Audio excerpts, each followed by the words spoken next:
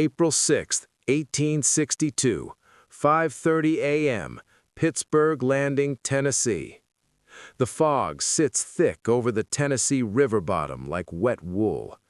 Private Samuel Worth of the 6th Iowa Infantry is boiling coffee over a small fire when he hears it, a distant popping sound, like corn kernels exploding in a skillet. He looks up. The trees are still shadows. The camp is quiet except for snoring and the crackle of breakfast fires. Then the popping becomes a roar. Thousands of Confederate soldiers, 40,000 men under General Albert Sidney Johnston, come screaming out of the timber. They've marched through the night from Corinth, Mississippi, and now they're less than 100 yards from the Union camps. Most of the Federal soldiers are still in their bedrolls. Some don't even have their boots on. Worth drops his coffee tin and runs for his rifle. Around him, men are scrambling, shouting, falling. A Minié ball punches through a tent and strikes a man in the neck before he can stand. Another soldier stumbles out of his shelter half-dressed and is bayoneted in the stomach by a Georgian infantryman who's already inside the camp perimeter. This is Shiloh, the place of peace. By noon, it will be the bloodiest battlefield in American history. In the chaos, somewhere near a peach orchard already pink with blossoms, a 14-year-old boy named John Lincoln Clem is trying not to cry. He's not supposed to be here. He ran away from his home in Newark, Ohio 3 months ago after his mother died. The 22nd Michigan Infantry refused to enlist him because of his age, so he tagged along anyway, carrying water and beating a drum. Eventually, the officers gave up and let him stay. Now he's crouched behind a supply wagon, hands shaking, watching men he knows get cut down in rows. He doesn't know it yet, but by sunset, he'll become a legend. By 8 a.m., the Union line is breaking apart like wet paper.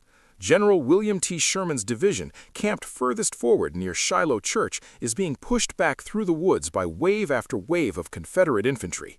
Men are running, not retreating in formation, running, dropping rifles, cartridge boxes, blankets, anything with weight. John Clem moves with the tide of bodies, drum still strapped to his chest. The leather cord cuts into his shoulders. Around him, soldiers are shouting contradictory orders. Fall back to the landing! Form line here! Where's the captain? Nobody knows. The captain is dead, shot through the face 10 minutes ago. The sound is what gets to you, not just the rifles, though there are thousands of those, a constant crackling roar like a forest fire consuming itself.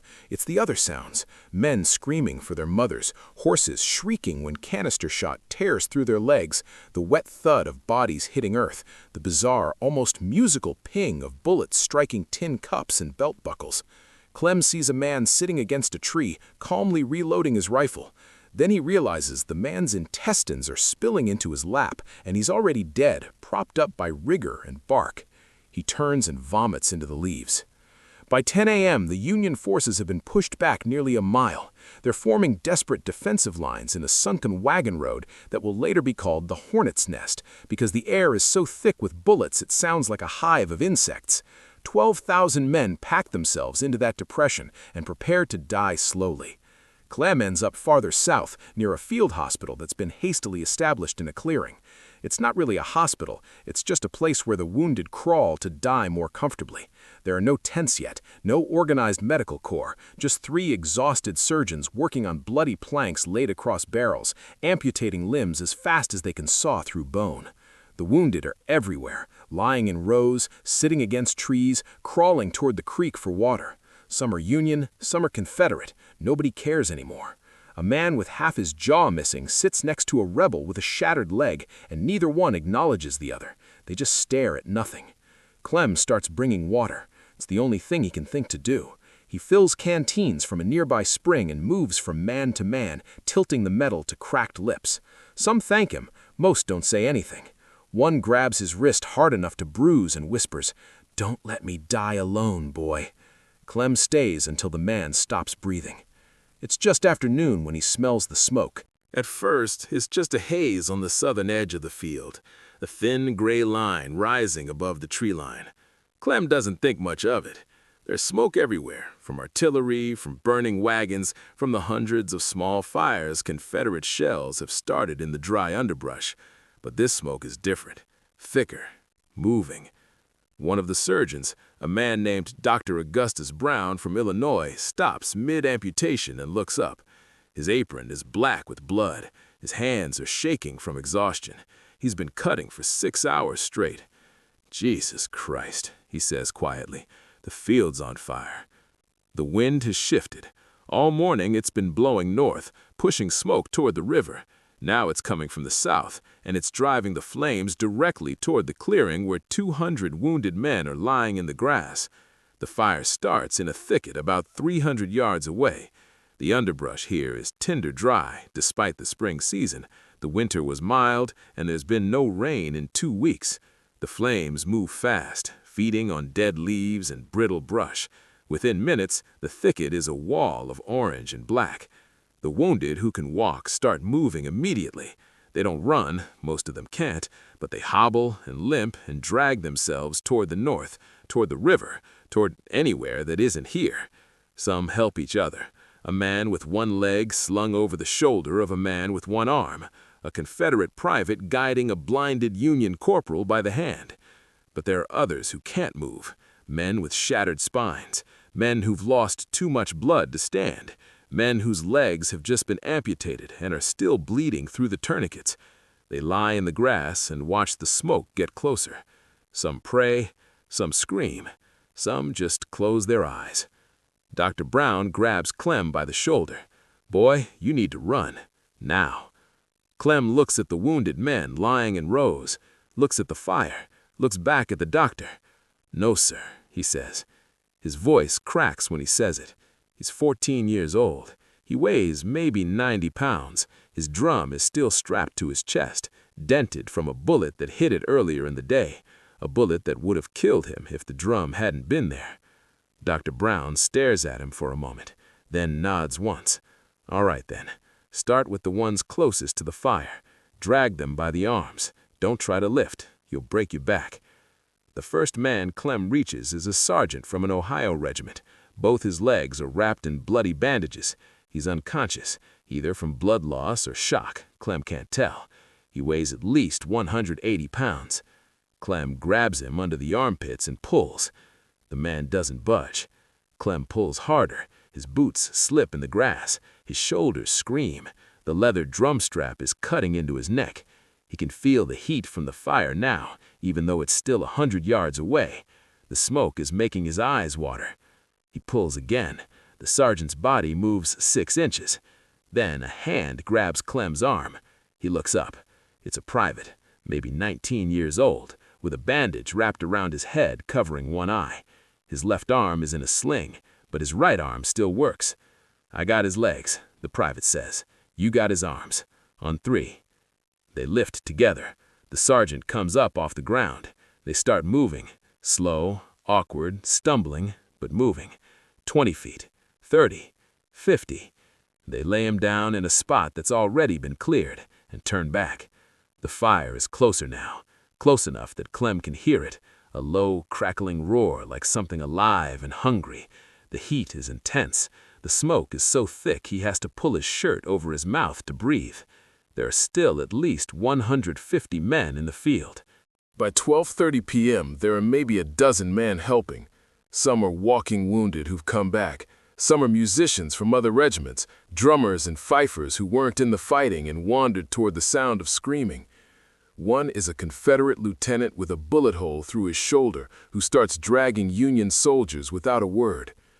They work in pairs. Grab a man, drag him, drop him somewhere safe, go back.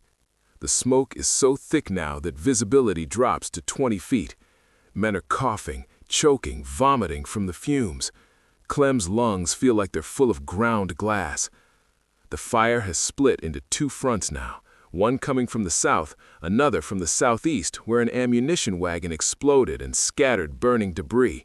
The flames are forming a pincer, closing in on the clearing from both sides. The roar is deafening. Trees are exploding from the heat, their sap boiling and bursting the trunks like artillery shells. And underneath it all, the wounded are screaming. Some are begging to be saved. Some are begging to be shot. A corporal with a stomach wound keeps saying, "Please, please, please," over and over until his voice gives out. A captain who's lost both legs below the knee is trying to crawl on his stumps, leaving a trail of blood in the grass like a slug. Clem grabs him under the arms.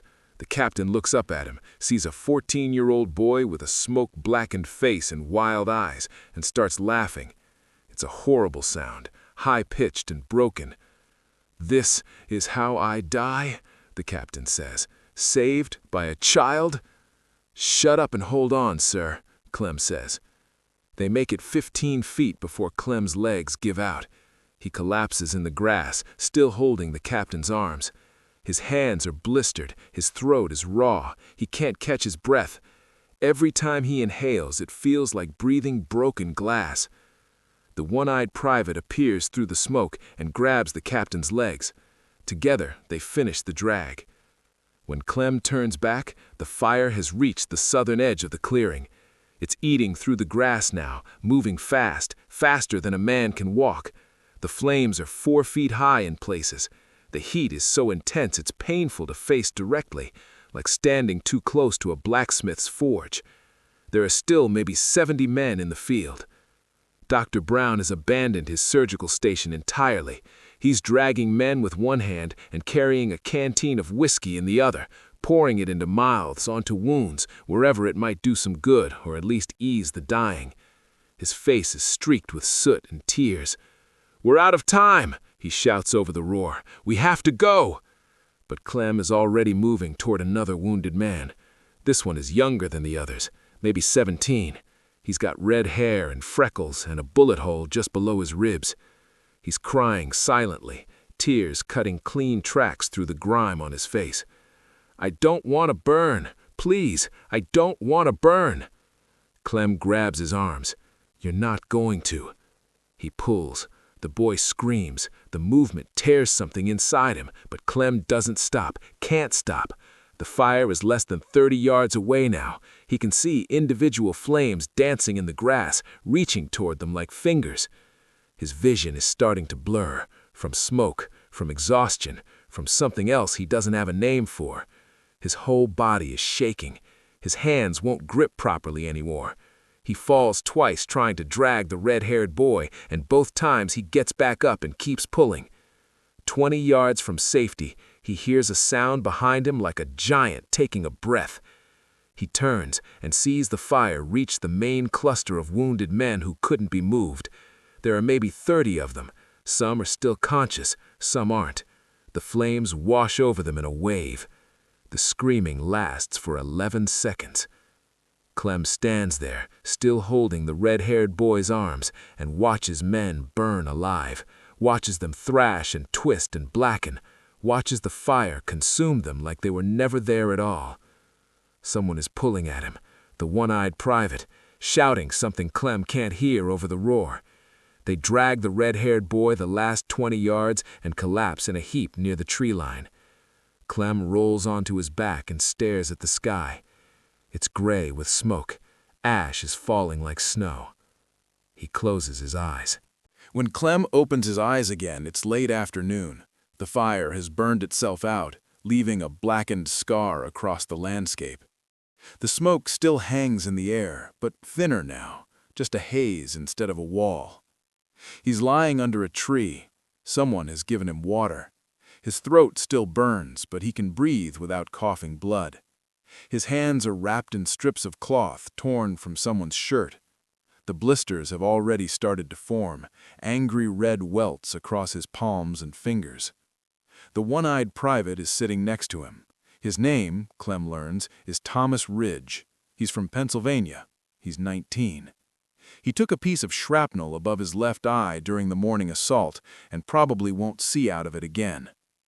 "You saved my life," Ridge says quietly. "Came back for me when everyone else was running." Clem doesn't remember that. He doesn't remember much of the last 4 hours clearly. It's all a blur of smoke and screaming and the impossible weight of human bodies. "How many?" Clem asks. His voice is barely a whisper. "How many what?" "How many did we get out?" Ridge is quiet for a moment.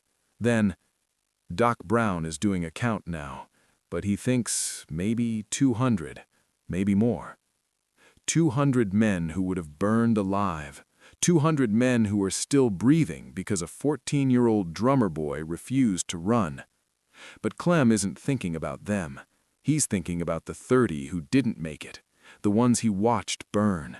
Their screams are still echoing in his head, and he knows, with a certainty that makes his stomach turn, that he'll hear those screams for the rest of his life. "We couldn't save them all," Ridge says, reading his face. "Wasn't enough time, wasn't enough hands. We did what we could." Clem nods but doesn't say anything. What is there to say? That it doesn't feel like enough? That he keeps seeing their faces in the smoke? That he's 14 years old and he just watched men die in the worst way a man can die? The battle is still going on. They can hear it. The distant crack and boom of artillery, the rattle of musket fire from somewhere near the river. General Grant has arrived with reinforcements. The Confederate advance has stalled. By tomorrow morning, the Union will counterattack and push Johnston's army back to Corinth. But here, in this clearing, the war has gone quiet. Dr. Brown appears through the trees. He looks 20 years older than he did this morning. His hands are still shaking. He kneels down next to Clem and examines his blistered palms without speaking. Then he looks at the boy's face, really looks at it, and something breaks behind his eyes. "You shouldn't have had to do that," Brown says. "You're a child. You should be home. You should be in school. You should be—" He doesn't finish, just shakes his head and stands up. "There's a transport heading back to the landing in an hour. You're on it. Those hands need proper treatment, and you need rest. Real rest, not this." Clem wants to argue, wants to say he's fine, that he can still help, that there are more wounded who need water and bandages and someone to sit with them while they die. But the words won't come. He's too tired, too empty. So he just nods. The transport wagon hits every rut and pothole on the way to Pittsburgh Landing. Each jolt sends fire through Clem's hands. He bites down on a leather strap one of the medics gave him and tries not to scream. Around him are 20 other wounded men. Some are missing limbs. Some have holes in their bodies packed with lint and cotton. One man keeps asking for his brother, who died 8 hours ago on the firing line. Nobody has the heart to tell him. The landing is chaos. 10,000 men are packed onto a stretch of riverbank no bigger than a city block. Some are reinforcements just arriving from across the Tennessee River. Some are stragglers from the morning's fighting. Some are just standing there, staring at nothing, their minds broken by what they've seen. The steamboat Tigress is tied up at the dock, already loading wounded for the trip upriver to Savannah. Clem is helped aboard by a corporal who looks at the burns on his hands and whistles low. "What the hell did you do, boy?" Clem doesn't answer. He finds a spot on the crowded deck and sits with his back against a crate of medical supplies. The sun is setting now, turning the river gold and red. It's beautiful, obscenely beautiful, like the world doesn't know what happened here today. Somewhere on the boat, a man is singing. It's a hymn, something about green pastures and still waters. His voice cracks on the high notes, but he keeps going. A few other men join in. Their voices are rough and off-key, but it doesn't matter. It's the first human sound Clem has heard all day that isn't screaming. He closes his eyes and lets the song wash over him. By the time the Tigress reaches Savannah, word has already spread. The surgeon who treated Clem's hands, a man named Dr. James Covington, told the story to another doctor, who told it to a quartermaster, who told it to a correspondent from the Chicago Tribune. Within a week, newspapers across the North are running the story. Drummer boy hero saves 200 at Shiloh.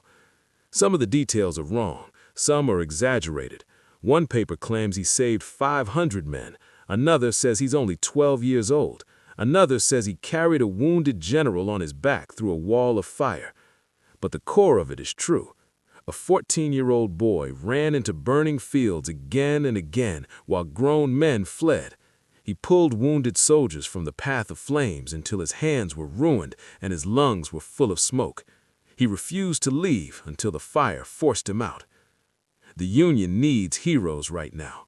After Shiloh, after 23,000 casualties in 2 days, after the newspapers start calling it a slaughter, after people in the North begin questioning whether this war is worth the cost, they need someone to point to and say, this is what courage looks like.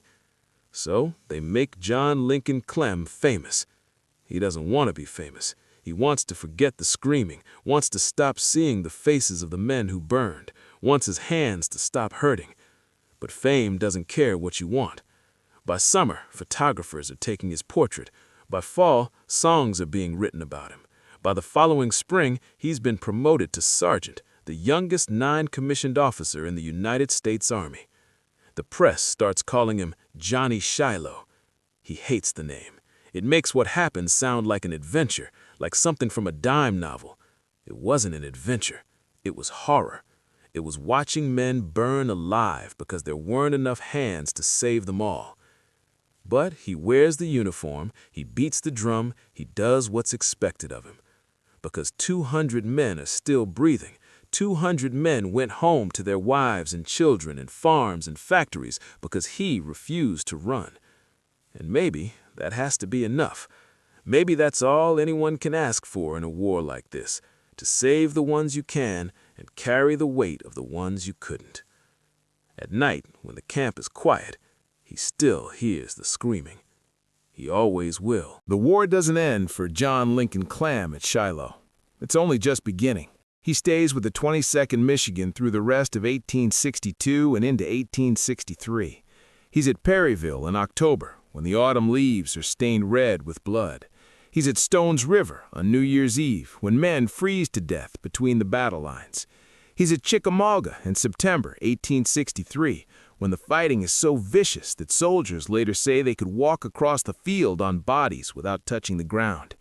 It's at Chickamauga where he earns his second nickname, though this one he doesn't mind as much. During the Confederate breakthrough on the second day, a rebel colonel on horseback spots Clem on the road and demands his surrender. Clem, now 16 years old, still small for his age, raises a sawed-off musket he's been carrying and shoots the colonel's horse out from under him, then runs like hell through the timber while bullets kick up dirt at his heels. The newspapers eat it up. The drummer boy of Shiloh strikes again. They start calling him Johnny Shiloh, the drummer boy who wouldn't surrender. But the stories never mention the nightmares. They never mention how he wakes up choking on phantom smoke. They never mention how he can't stand near campfires anymore without his hands starting to shake. They never mention the survivor's guilt that sits in his chest like a stone, the constant gnawing question of why he lived when so many others didn't. The war ends in April 1865. Clem is 17 years old. He's been a soldier for 3 years. He's seen more death than most men see in a lifetime. He's become a symbol, a piece of propaganda, really, for Northern courage and determination. But he's still just a boy who ran away from home because his mother died and he didn't know what else to do. Most veterans muster out and go home, back to their farms, their shops, their families. But Clem has no family left. His father remarried and moved west. His siblings are scattered. The Army is the only home he knows, so he stays. He applies to West Point and is rejected. His lack of formal education works against him. But President Grant, who remembers the stories from Shiloh, intervenes. Clem is commissioned as a second lieutenant in the regular army in 1871. He's 23 years old. He serves for another 46 years. He fights in the Indian Wars. He's stationed in Montana, Dakota, Texas. He sees action against the Nez Perce, the Sioux, the Apache. He rises through the ranks slowly, lieutenant to captain to major. By 1903, he's a colonel. By 1906, he's a brigadier general. But it's always Shiloh that people want to hear about. At every post, every officer's mess, every promotion ceremony, someone eventually asks, "Is it true? Did you really save 200 men from burning alive?" And every time, Clem gives the same answer. "I did what anyone would have done." But that's not true. Most people ran. Most people, when faced with fire and death and the very real possibility of burning alive themselves, chose survival, chose to save themselves. Clem chose differently, again and again and again. He retires from the Army in 1915 as a Major General, the last Civil War veteran still on active duty. He's 64 years old. He served his country for 53 years. He's been shot at, decorated, promoted, celebrated. But when reporters come to interview him about his military career, he doesn't want to talk about promotions or battles or military strategy. He wants to talk about the 30 men he couldn't save, the ones who burned while he was dragging someone else to safety, the ones whose screams he still hears on quiet nights. "People call me a hero," he says in one interview in 1922, "but the real heroes are the ones who didn't make it home, the ones who died in those fields, the ones whose names nobody remembers." He dies in 1937 at the age of 85. He's buried in Arlington National Cemetery with full military honors. The funeral is attended by generals, congressmen, veterans from 3 different wars. The president sends a telegram of condolence.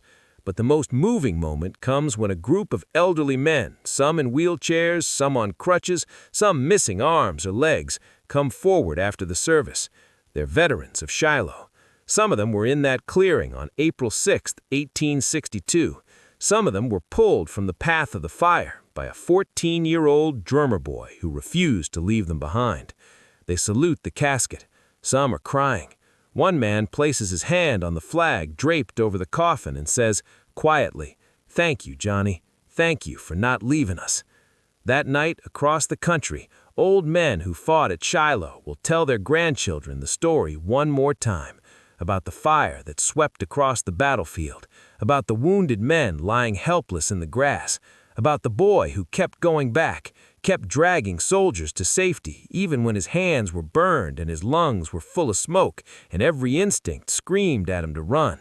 They'll tell their grandchildren that war is hell, that it destroys everything it touches, that it turns boys into old men and fields into graveyards. But they'll also tell them this, that even in the worst moments, even when the world is burning and death is everywhere, there are people who choose to run towards the fire instead of away from it. People who see someone in pain and think, "I can help," instead of, "I can't."